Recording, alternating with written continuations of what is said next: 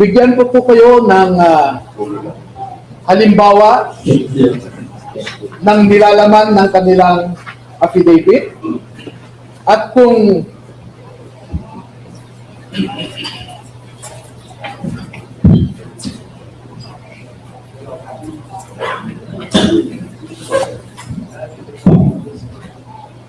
ang proseso po kung paano ninakaw ang pera sa kabal ng bayan ay pwede natin ilarawan sa prosesong ito.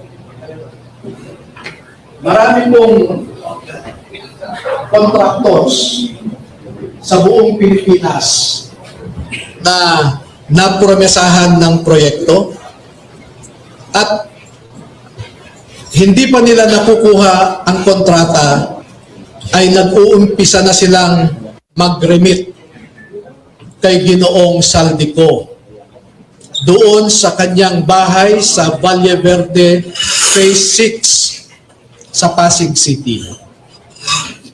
At daan-daan na maleta ng pera ang dumarating doon. Merong employee si Ginoong Zaldico na binibilang ang mga pera na dumarating sa Valle Verde 6. Pagkatapos nito ay binabalik nila sa maleta ulit at dinadala sa penthouse ng Horizon Homes sa BGC. At mula sa Horizon Homes, doon na manggagaling ang ibinibigay sa lipunan. Ang halimbawa po ng proseso ay nag-uumpisa sa pagbilang nila ng pera.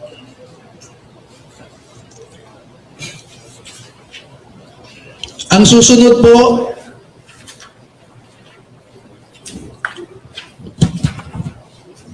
sa larawan sa itaas ay inihahanda ang pera bago isilid sa mga maleta ulit sa Horizon Homes. At yung larawan sa ibaba ay isang halimbawa ng pag-deliver ng pera sa bahay ng isang mambabatas.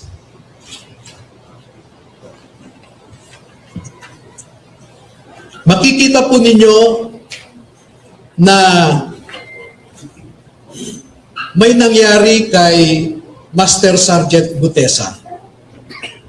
Sa aking tanggap na impormasyon ay napilitan siyang mag-execute ng isang affidavit na kung saan ay sinasabi niya na hindi siya kasali o wala siyang nalalaman sa mga pagde-deliver ng mga mali-malitang pera. Pero makikita po ninyo dito na siya mismo ay kasama sa pagde-deliver ng pera. Kaya naaawa po ako ngayon sa sitwasyon ni Master Sergeant Gutesa dahil ginawa siyang sinungaling.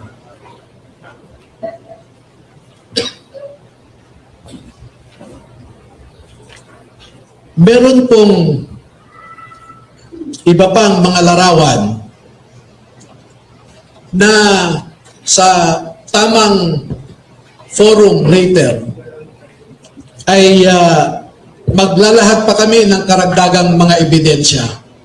Pero ang pagde-deliver nila ng pera ay gumagamit ng eroplano,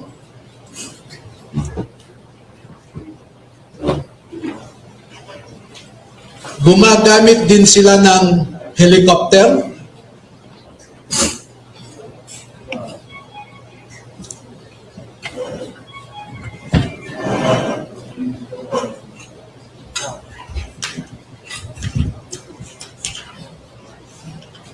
at ganito po ang mga dinideliver sa mga bahay ng ilang mga mambabatas. Helicopter.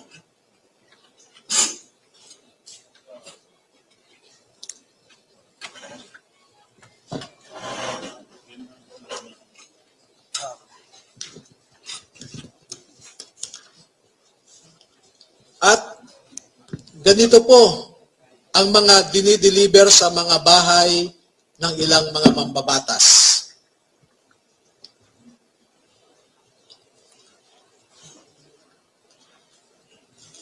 Makikita ninyo sa itaas na larawan ang hilera ng mga maleta na ang laman ay pera. At parte lamang ito ng isang delivery na sa panahon na ito ay 52 na maleta ito. Sa isang delivery, umabot ng 52 na bagahe.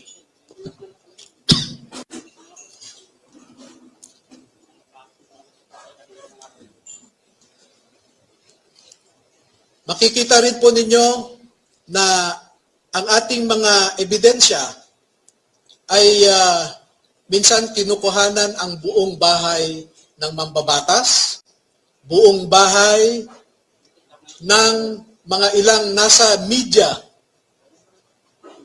yung tinatawag nating mga media operators.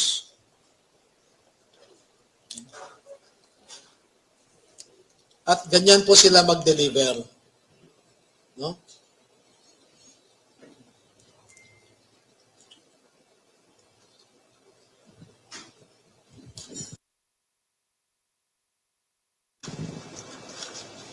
Makikita po ninyo sa ibabang larawan ang mga maleta rin ng pera. At marami pa pong iba na katulad nitong mga larawan. At dito sa taas na larawan ay ipinapakita lamang na yung isang malaking maleta ay hindi kayang o halos hirap na buhatin ng 3 katao.